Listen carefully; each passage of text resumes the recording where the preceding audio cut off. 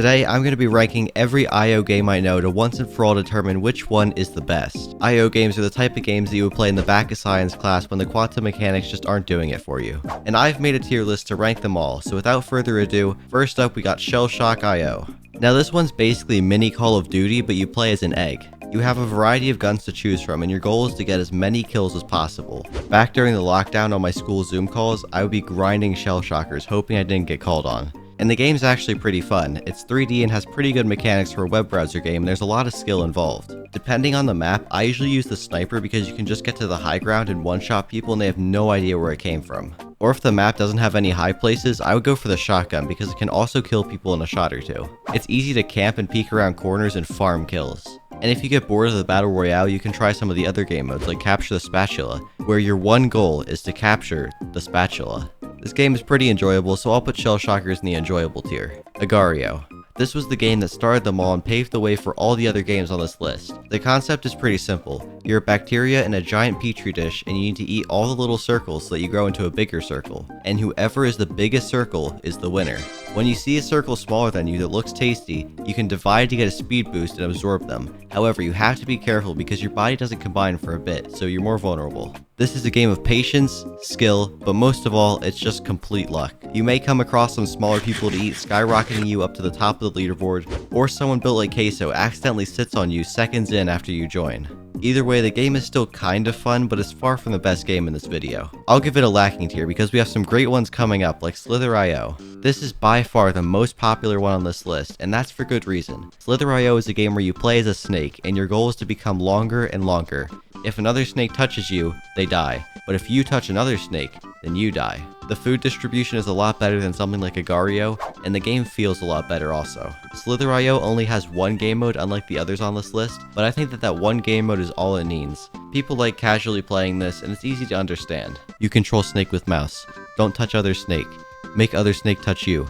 Eat their meat. And many players take this game very seriously, so it takes a while to climb the leaderboard and there's a surprising amount of strategy. What I like doing is hanging near the edges and getting decently big. Then I look for smaller players to make a circle around them, and as long as you keep making it smaller, they're guaranteed to die. And if a big snake gets killed, then its meat is just sitting there, so other players have a chance to eat their meat. So while it may lack variety, it's very iconic and doesn't get boring like some others, so it's going in the goated tier. Kunkerio IO. I would say that this is the second best Battle Royale IO game I've seen by far. It has nice pixelated graphics and everyone there is 8 years old, so as long as you know how to put the white blob in the center of your screen on top of other players, then you just automatically win.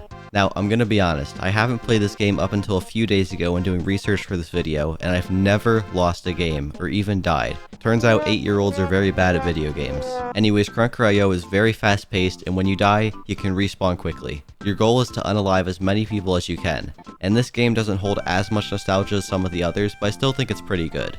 So I'll give it an enjoyable tier. Brutalio. In this game, you're a tiny organism with a spiky ball attached to you. And like many others, you need to get food from around the map, slowly increasing in size. Except this time, it's not you that's increasing, but your tail. Your tail works like a grenade because you can throw it at other people if you have good aim. If your tail hits them, they die. Once you get the hang of it, it's actually pretty fun and doesn't have a huge gap between the strongest and weakest players. So if you join a random server, you actually have a chance to climb the leaderboard. Based on my experience playing the game, which is about 5 minutes, the best strategy I found is to grind these little green guys until you get decently big and go to a narrow passage, and then just sit there and block it. This way no one can get past you and you can catch them off guard and throw your spiky ball in their face. Because of the unique playstyle and the fact that I picked it up within 2 minutes and destroyed the 9-year-olds, I'm gonna put Brutalio in the enjoyable tier. I've played a lot of Paperio in my time and I have to say it's pretty good. You're spawned on a giant circle and the goal is to take as much of it for yourself as possible. It has the exact opposite rules as Slither IO, where if you touch someone when they're building, they die, but if they touch you, then you die.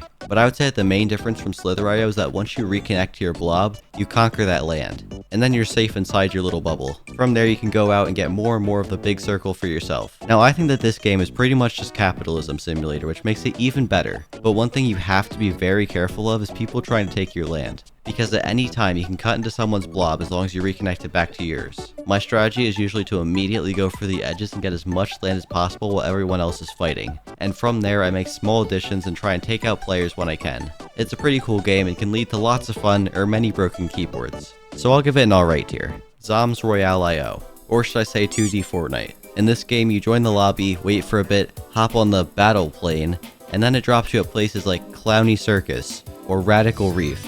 Then you go loot some boxes for guns and start fighting. And unlike Kunkerio, this game is actually pretty challenging because you're fighting against 12-year-olds and not 8-year-olds. 12-year-olds have much more consciousness and are capable of aiming. Fortnite IO has much more variety than others on this list. Its map isn't just a giant circle, but it isn't too complicated for new players. It has lots of different guns and weapons to play around with and has a lot of different playstyles.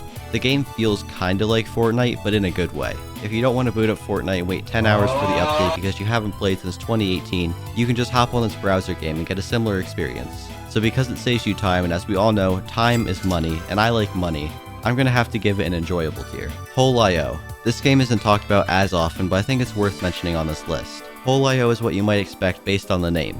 You play as a hole, and your goal is to be the biggest hole and get everyone else to fall into your hole. You start off as a pretty small hole, only able to eat some small bushes, and eventually you're mukbanging with skyscrapers. In the classic mode, your goal is to become as big as possible in a certain amount of time, but in my opinion the best game mode is the Battle Royale because you can chase down other players, and unless they get big quick and pull a Nikocado avocado, then they stand no chance. Depending on the map, you can try to go for areas with lots of small bushes to give you a good boost early game and then start going after people, but what I found to be best is to get on the Sigma grind set and focus on getting bigger and bigger instead of going for other people.